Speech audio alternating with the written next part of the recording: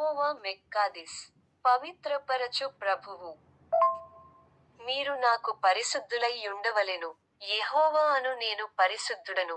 మీరు నావారై యుండునట్లు అన్య జనులలో నుండి మిమ్మును వేరుపరచితిని. లేవీయ కాండము 20:26.